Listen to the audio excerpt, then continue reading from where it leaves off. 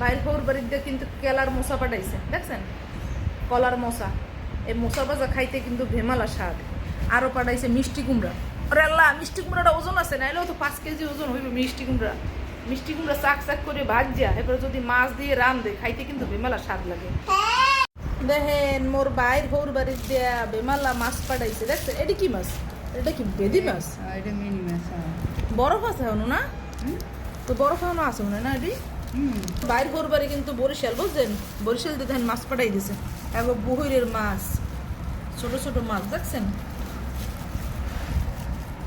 এই মাছ খাইতে কিন্তু বেমালা স্বাদ লাগে।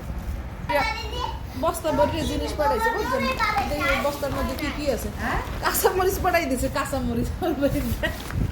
এই দেখেন মশরা দিছে, মশরা, কলার মশরা দেখছেন, কলার মশরা দিছে। নৌকা বানাবা? আর দিছে করল্লা। একই একই কি কেনা না গাছের, এ মানে গাছের করল্লা।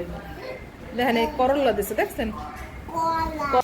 ডালো ডালো দেখেন বেমালা জিনিসপত্র দিছে। এই দেখছেন ওরে আল্লাহ, মিষ্টি আলু দিতেছে। ওরে লতি লতি বই বই বই দিছে, বই। মগো বরিশালেরা লতি রে কই বই, বুঝলেন? আপনার দেশে কি কয় মোরে কমেন্টসের মাধ্যমে জানাইয়েন। লতিগুলো কিন্তু সেই হয়েছে। মশা নষ্ট করো না, ভাজি করলে মজা লাগে, নষ্ট করো না। মিডিয়া কুমড়া, মগো দেশে কয় মিডিয়া কুমড়া না মা। হয়েছে আম, এই ধান গাছের আম একেবারে ডালপালা সহ পাঠাই দিছে। দেখছেন মোর বাইর বাড়িতে কত কিছু পাঠাইছে। পলইলে লাভ আছে না? বিয়ে করলে শ্বশুর বাড়িতে খালি জিনিস পাঠাই দেয়। আইয়ে জন্ম নিয়ে ভুল করলাম মনে হয়।